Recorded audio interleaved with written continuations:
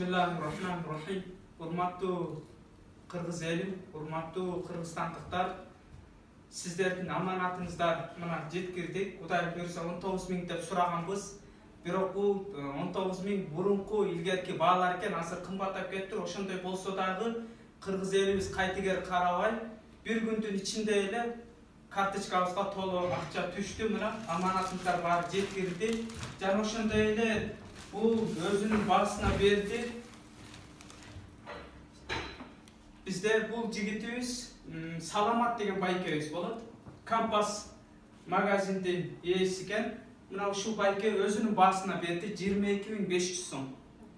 Мына баардыгыңыздардын аманатыңыздар жеткилди, Кудай буйрса. Алла разы болсун баарыңыздардан. Акча сала албай, жок дегенде лайк басып өлүшкөндөргө дагы Кудай Таалам дүйнө акыреттин жакшылыгын берген болсун.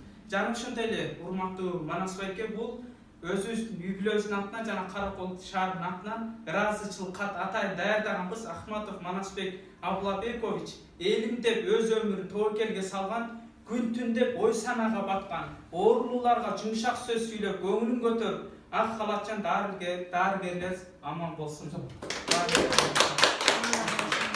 Жана Абир Чорок Жамалбек байкебиз жок экен.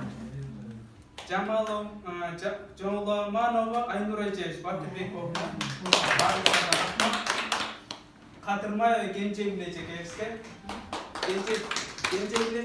айтыңызчы, качан бул компьютер жоголгонун укканда чында Кудай Тааланга бир кайрылдыңыз беле?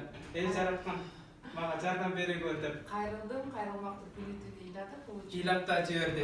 Мына Кудай Таалам бул эжекебиздин көз жашыны эч качан жерге калтырбаптыр. Мына ошондуктан бул эжекебиз иштеп жаткан маалда бул нерсе компьютер жоголуп атат да.